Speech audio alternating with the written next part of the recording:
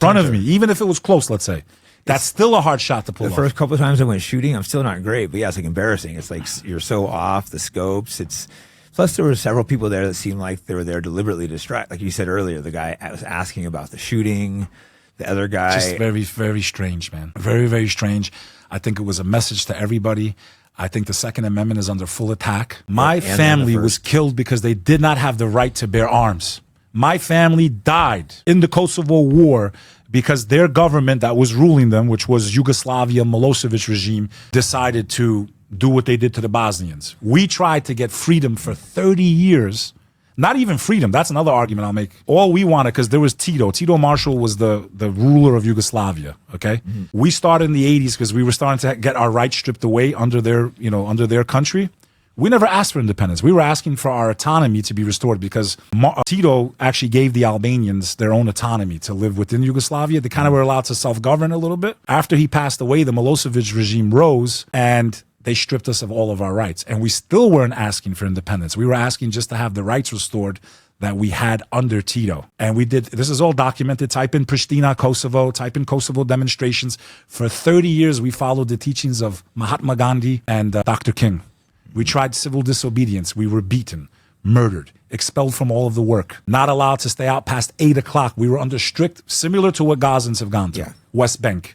We were under that type of control. The world left us out of the Dayton Accords when the Bosnian War came to an end. Even though we resisted peacefully, they left us off the table. What year was the Bosnian War? It was like the early 90s. I believe it ended 95 or 96. But it didn't get, it doesn't seem it got that much. I wasn't really following news, but it doesn't seem it got that much coverage. They had an arms embargo on the Bosnians while they're just being annihilated, rounding them up. There was camps where they were doing, what type of things to women. Just sit back and did nothing, kind of like you're doing right now with Gaza. And we were trying to get our rights recognized peacefully, and we go look at the video, beaten, killed, thrown into prison, okay, to take what so many of you Americans take for granted, which is your First Amendment and your Second Amendment. My family's dead because they didn't have the right to bear arms. And I believe Charlie Kirk lost his life for that. The minute he's speaking about mass shootings, this, that, you know what the American people should be talking about? Why are we not demanding full toxicology reports on every mass shooter?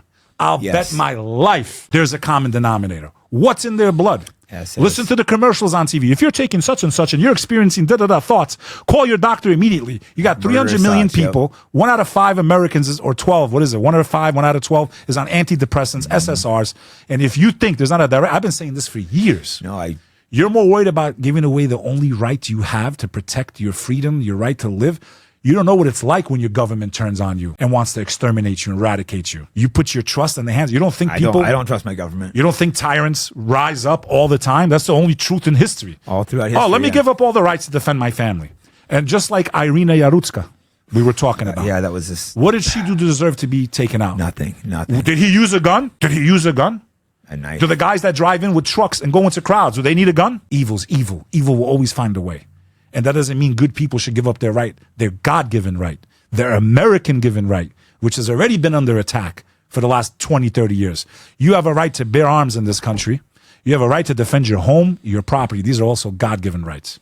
I couldn't agree more. And people don't understand. You mentioned the West Bank earlier. My family was in communism. Yeah, a lot of people don't even know the West Bank. It's different than Gaza. They don't have Hamas there, and they just get like beaten, attacked, kicked out of their homes, just constantly abused, their animals killed. Even in Gaza, they tried doing peaceful protests. I think it was in maybe 2014. I could have the years wrong, where they were trying to do peaceful protests. They just got shot over and over with snipers. I don't know how that's all going to end, but I will be damned if I sit back and let people use my faith as a tool to justify which is not justifiable. Women and children. Okay, if a Muslim blows up a building, may he burn in fucking hell. They blew up two, supposedly, allegedly, right? Took down the buildings today. Some people are questioning that. I'm not getting into. I'm very let's just say we stick to the official story. Yeah. May they burn in eternal hell. The punishment for suicide in Islam under any condition is eternal hellfire. Yeah. Did you know that? You're not getting 72 virgins. If you blow yourself up, even if you're surrounded by the enemy, you go into the fires of hell. Do you know why? Why? Because we believe in a concept called the wisdom of God, or as the Muslims call it, the qadr of Allah, meaning the knowledge that only God possesses. So even if I'm on a battlefield and I'm completely surrounded by the enemy and I'm like, I'm going to die no matter what. If I kill myself, I go to hell. Why do I go to hell? Because maybe those soldiers weren't going to kill me. Maybe it was God's wisdom that they're going to take me prisoner. I live and then I get out. That's number one. Or number two, they are going to take me prisoner. I'm going to be tortured to death. But through that torture, especially if I'm innocent, especially if I'm on the right side of history, through that torture, I'll be purged of my sins. It might be a way of God purifying my soul. I suffer here, not on the day of judgment. And number three, women and children are strictly forbidden. Even trees have rights in the religion of Islam. Interesting. I didn't know that. During warfare. So a leader is responsible for every living subject under them. So if he even cuts down a tree without justification, that tree will testify against him on the day of judgment. I have a good controversial question for you. Go ahead. England, they have these Pakistani grooming gangs that came through. Round them up. Round them up.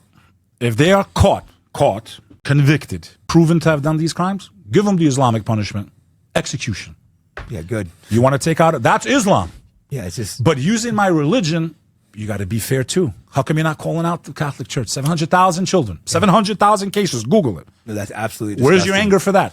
The Anglican Church, the head bishop just stepped down. Where's your anger for that? Now, do I understand the ordinary British person? My country's being this open border politics. I'm against open borders. Yeah, it's insanity. But I'm also against hypocrisy. What did the British Empire do for hundreds of years? Take over and colonize. India countries. starved millions of people on purpose. King Leopold of Belgium, 10 million Africans wiped out. So when do you want to start the clock of what's right and what's wrong? I'm not for open borders.